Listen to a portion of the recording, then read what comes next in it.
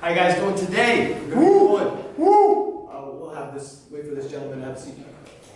Thank you, Robbie. Cool.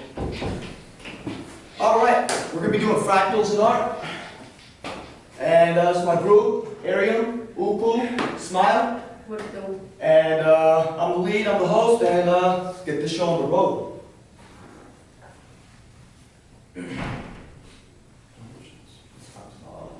Okay, so when you see people go to a museum and they're staring at a picture, you're like, what are they staring at? It's just colors on paper. When really, they're actually looking for the universal mystery. That's what they're looking for. And if you let us go into this slide, I'll explain further. You want to take a look? Alright, what is fractals in art? Fractals in art is a generated computer art. It is made up of calculations and mathematical equations on a fractal object, and sort of displayed on a visual when we're going to the museum or somewhere. With that, there are three types of self-similarities. One being exact self-similarity, meaning it's exactly the same, identical. And then the second one is quasi-self-similarity. That is, it's the same, but not, it's kind of twisted, like sort of kind of the same, in the middle. The last one is random fractals. Giving it off to Robbie.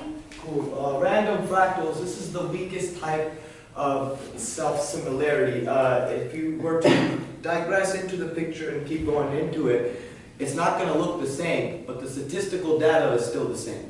The picture may not look the same, but the statistical number behind it is still the same. And so these are some examples.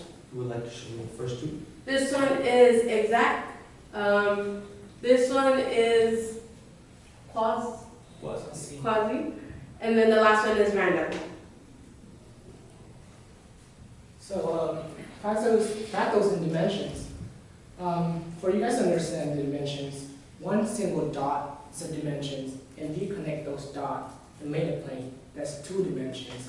But it is a cube, or like a 3D, that's 3 dimensions. A fractal dimension is like a symbol identifying fractal patterns, which help us see their complexity of changes in details. Basically, in art, when you draw or when you see a dot or a single line, what you see is the first dimensions.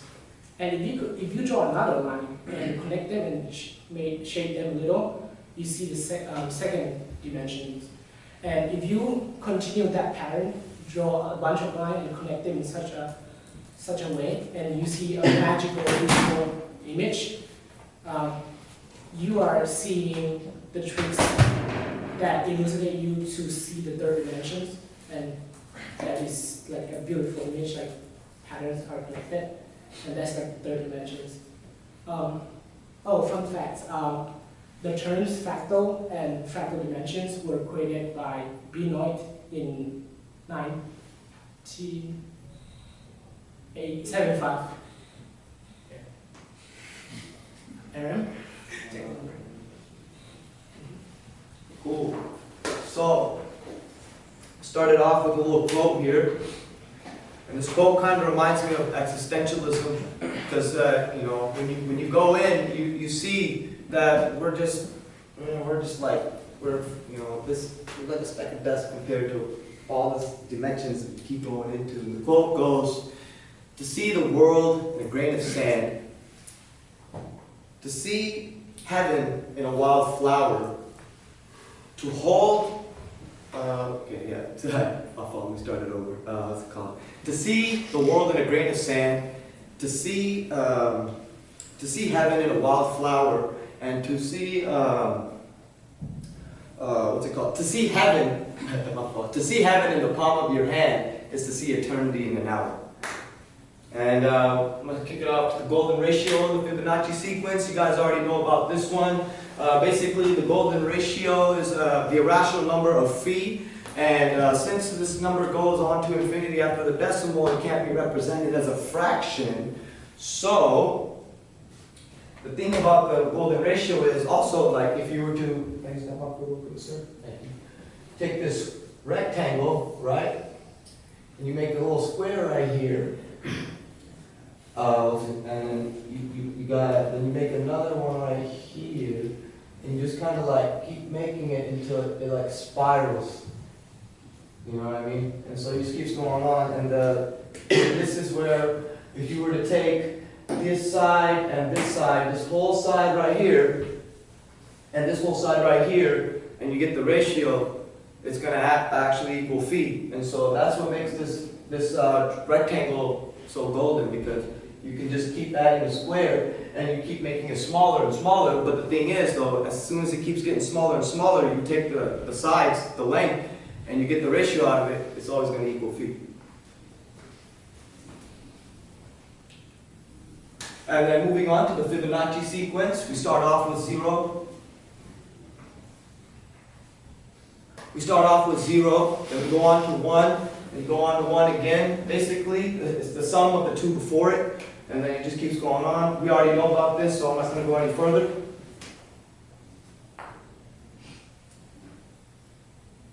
Cool. Now, when you see golden ratio, it's everywhere. You see it in nature, you see it in space, you see it in medicine, you see it, or not medicine, you see it in the body, and you see it in art. You see it in art all the time. You see people go to Greece, you see people go to see the pyramids and stuff like that, and you're like, yeah, little prism in the ground, that's cool, people made that before, yeah, that's cool, I like how they did that, you know. When really, if you look at the pyramids, the Pyramid of Giza especially, if you look at the, what's it called? If you look at the hypotenuse, it's going to be phi. And you can also see it in the what's it called, the Parthenon, you see it in the Taj Mahal, and you see it in the Pyramid of Khafre, and the Sphinx too. And basically you take these spirals, and you take these, this golden ratio rectangle, and they use these, this proportion to make the designs on each of these architecture buildings. And what's it called? This Taj Mahal, you can see it right there. It starts off right there, and it keeps going on. Now that principle is called rule of third. So rule of third is basically when you take a picture. Take a picture, right? So here's your focus, right? Now rule of thirds goes like this. Take two lines, right? Split it into thirds, vertically. Then you take two more lines, right? Go like this, horizontally. Your picture, the centerpiece of the picture needs to start either here, here, here, or here. That's when you get the rule of thirds. Yeah, and also, so you see it in architecture, you can also see it in music. Now, you can see it, you can also hear it. So basically, when it comes to the pianos, the climax is always on a bar that is a Fibonacci sequence number. And you see that with Mozart, and there's one more guy, I forgot his name, I'll get back to you guys on that one. Starts with a B. But also, I think it's before, I don't know, it's all good. What's it called? So, I'm gonna tell you guys to find the golden moment in your favorite song. So, if y'all like listening to music, I do too. Y'all have a favorite song? You know? Yes. I have a favorite song too. Now you want to find that golden moment of the song? Follow this right here. Find the golden moment of your favorite song. You find the length of the song in seconds. Okay? Then you do the inverse of phi, 618. Do the division, and presto. Once you get the answer, go to the second of that song. You'll find it, and you go there and play it, and then it'll gradually build up, and then it'll climax, and then it'll go down. You just heard the golden moment in your favorite song. Using phi and the golden ratio. And also, these are some fractal designs of some architecture.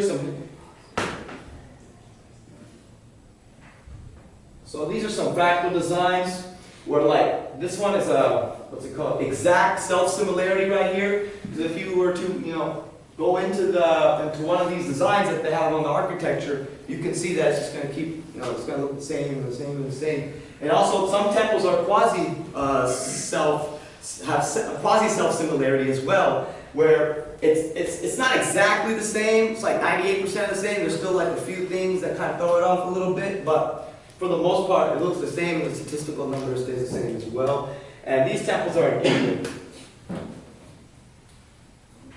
So I'm going to show you guys some examples of like art that has the golden ratio. So this is art created by Leonardo da Vinci, and the guy's name was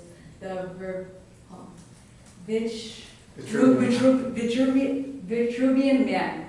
So basically, these two lines right here are the golden ratios, and then this yellow line that hits in the center explains his physical, and then right here is the spiritual center.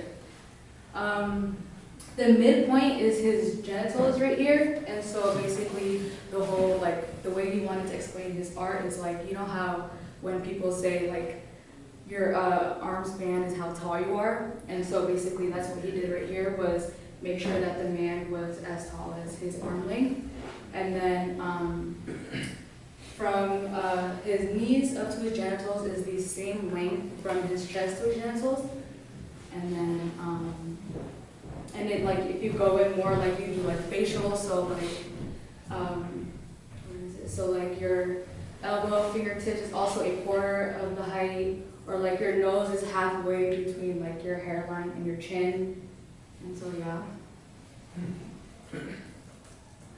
And so I used Mona Lisa for the art part. If you can see how her picture is divided, so one thing we don't like notice is like in advertisements, when you're like looking at the picture, you're like directly looking at like a specific point, and like all of that was like mathematically done, so that the human can like specifically look at that piece. And so like as you can see right here, that's where the line kind of like divides her neck, and then like this roundabout is just where her body part is. The art is like her head, and then the center of the picture directly goes up to her face, which is why, or how, like when you open the picture, you're like, the first thing you see is her face. And then this is something else I kind of learned, and I like want to tie this back to like how this relates to Mona Lisa. So with Mona Lisa, since she is a drawing, he was able to mathematically make her look, you know, mathematical, like the proportion that he wanted. Symmetrical. But with like humans, what we don't notice is, so you know how like we all have like our one good side, and then we all have that one ugly side? Okay. So right here, as you can see, so this is like her eye right here is thinner, and then so basically what they did in this picture is they duplicated it, and then as you can see, this is why like her face looks more thinner than this side, it's more thicker. And then, but that's not everybody though. So like models, like when a model's a model, it's not because society just, majority of people think she's beautiful, it's because her like face matches the golden ratio. So like as you can see, like with Beyonce, in 3 of these pictures, she does look alike, except for like the last one, she does look a little like thicker on the sides, but like proportionally, like she does like fit the golden ratio.